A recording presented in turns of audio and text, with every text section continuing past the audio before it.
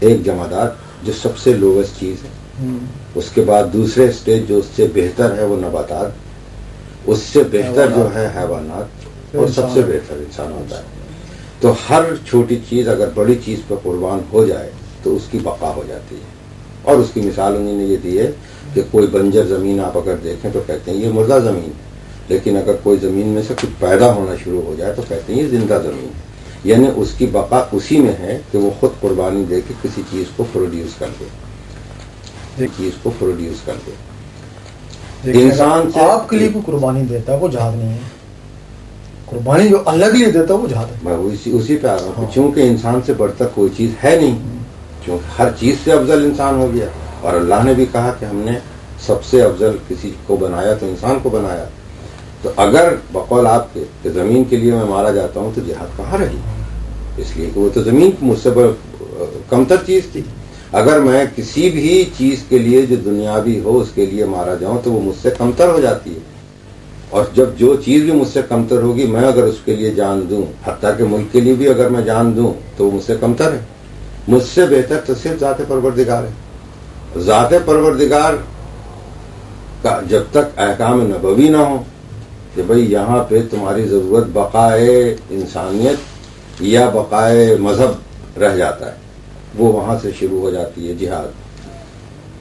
ایک فلسفہ یہ تھا، اسی کو فلسفے کو جو قادیانی حضرات تھے انہوں نے کہا کہ بھئی اس کی کمپلیٹ ضرورت ہی نہیں جہاد کی. انہوں نے اپنے یہاں سے جتنے بھی فروع دین تھے اس سے اس کو خارج کر دیا.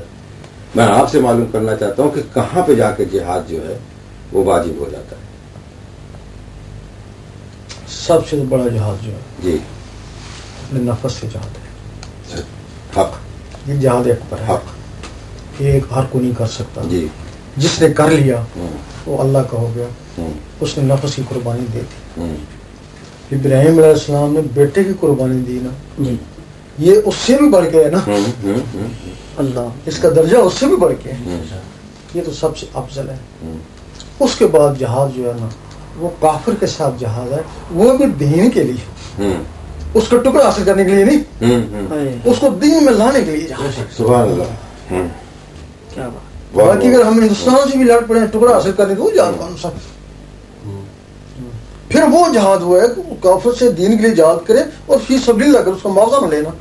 اگر معاوضہ بھی لیتا تو پھر وہ جہاد نہیں، جہاد ختم ہو گیا. جہاد ختم ہو گیا. وہ آج کل ایسا ہوتا نہیں ہے. جہاں آپ نے کہا کہ انسان افضل ہے جی، تو میں کہتا ہوں ہر انسان افضل نہیں ہے. اگر ہر انسان افضل ہے تو پھر دوزخ کا کیا مقصد ہے؟ وہ انسان افضل ہے جس نے اللہ کو اپنے اندر بسا لیا، جو اللہ سے واصل ہو گیا وہ افضل ہے نا. وہ اشرف ہے نا. تو جو اس سے واصل نہیں ہوا پھر وہ شیطان سے واصل ہے نا، تو وہ افضل کیسے ہوا؟ نقطہ ہے تو وہ افضل ہو جاتا ہے، وہ افضل ہو جاتا ہے، وہ افضل ہو جاتا ہے. افضل وہ اس وقت افضل ہوتا ہے.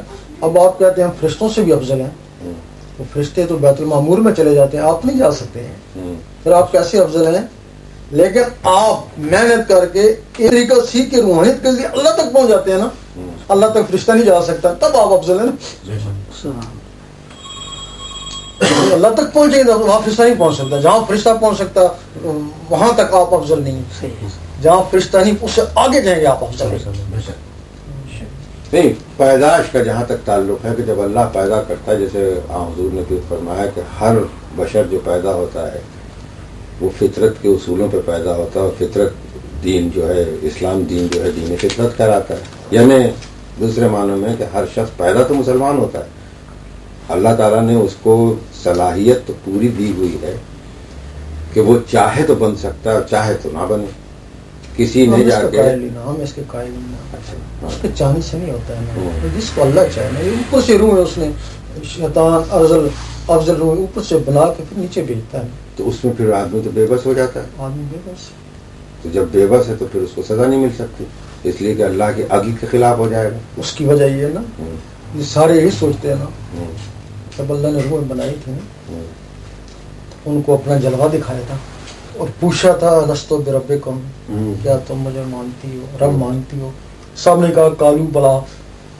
پھر اللہ نے ان کے امتحان کے لیے دنیا کے لذات بنائے مصنوعی، عورتیں شراب وغیرہ سب کچھ دنیا کی چیزیں بنا دی نا چمک دھمک کے ساتھ. کوئی ہے اس کی طالب؟ بہت سی روحیں ادھر لپکی نا, کوئی عورتوں کی طرف, کوئی شراب کی طرف, کوئی پیسے کی طرف, گاڑی, وہ ان کی قسمت میں لکھ دیا گیا نا.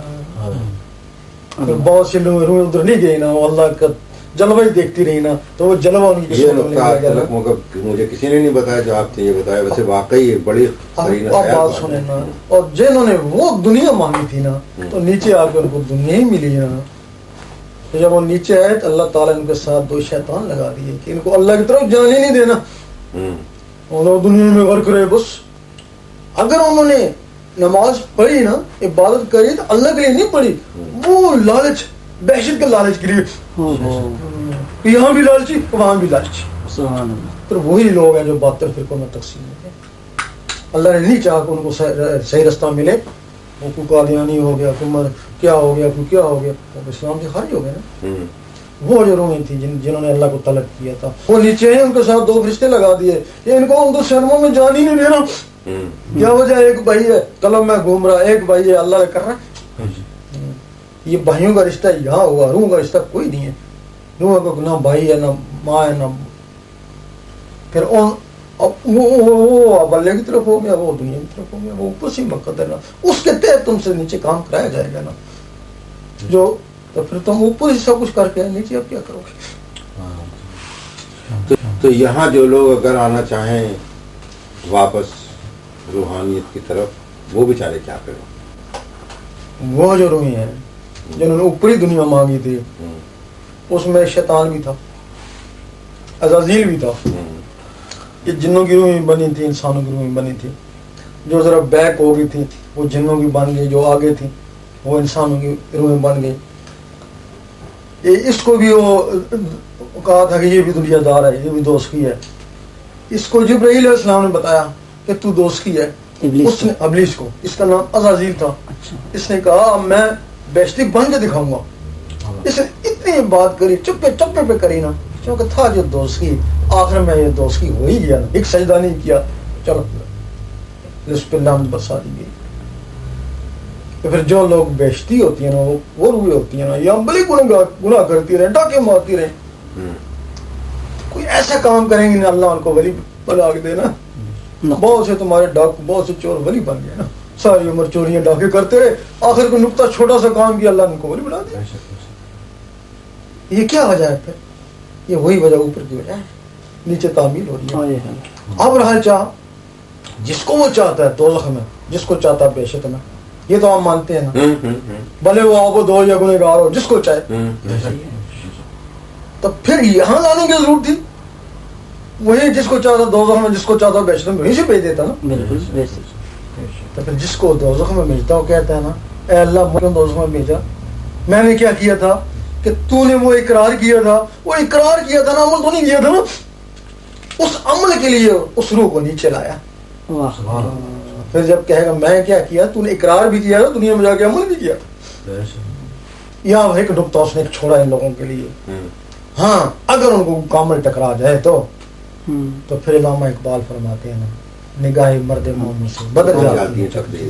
اگر ان کو کامل ٹکر جائے تو, ورنہ نہیں, ورنہ وہ وہی ہے, ان کی تقدیریں وہی. اچھا